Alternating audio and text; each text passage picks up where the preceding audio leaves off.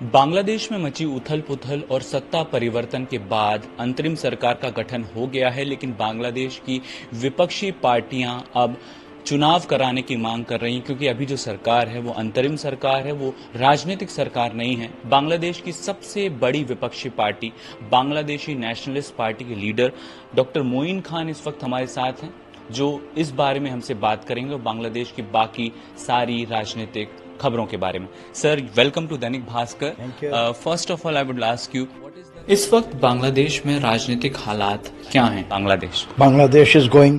फिलहाल बांग्लादेश बड़े बदलाव से गुजर रहा है। पिछले 16 सालों से बांग्लादेश में जो हुआ वो दुखद है। एक सरकार थी जो लोकतांत्रिक होने का दावा करती थी, लेकिन उनका रवैया मिलिट्री शासन से भी बदतर था। छात्रों ने जो आंदोलन चलाया है, बांग्लादेश के इतिहास में ऐसा कभी देखने को नहीं मिला। सैकड़ों छात्रों की हत्या की गई, स्कूल जाने वाले बच्चों को मारा गया, हजारों लोग घायल हुए। बांग्लादेश में इसके बाद ये बदलाव हुआ है। Transition is taking place right now. There is a doctor Yunus के नेतृत्व में अंतरिम सरकार बनी है। क्या आपको इस सरकार पर भरोसा है और आप उनसे क्या उम्मीद करते हैं? Interim government. Of course we have faith in this government. हमें अंतरिम सरकार पर भरोसा है। अगर बांग्लादेश के लोगों को इस सरकार में विश्वास नहीं होता तो ये सरकार नहीं आ पाती।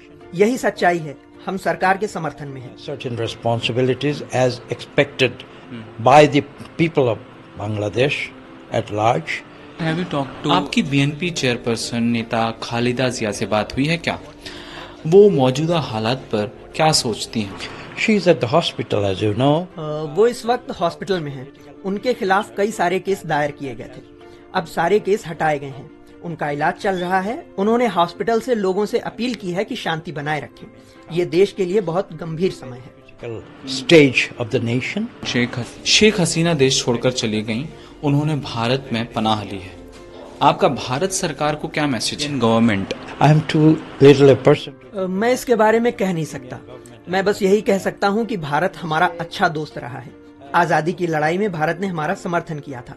भारत के लोगों और सरकार को बांग्लादेश के लोगों की साइकोलॉजी समझने की जरूरत है। भारतीय नेताओं ने सबसे बड़ी गलती ये की है कि उन्होंने सिर्फ एक पार्टी का समर्थन करना शुरू कर दिया। अगर आप सिर्फ एक सरकार या पार्टी से संबंध बनाएंगे तो सरकार गिरने के साथ दोस्ती भी खत्म हो जाएगी। भारत ने यही सबसे बड़ी गलती की। I think that is the blunder that has been committed by India.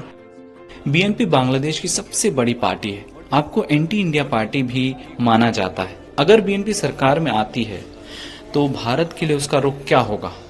This is an absolute. ये बिल्कुल गलत धारणा है कि बीएनपी एंटी इंडिया पार्टी है। 1991 में बीएनपी सत्ता में आई थी। तब बेगम खालिदा जिया प्रधानमंत्री बनी थी।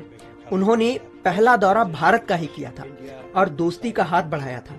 बीएनपी बांग्लादेश की उस विदेश नीति में मानती है जिसमें सभी के साथ दोस्ती की बात होती है। And enmity towards none. Some political workers who committed crime, who आरोप है कि पार्टी वर्कर्स ने हिंसा के दौरान आवाम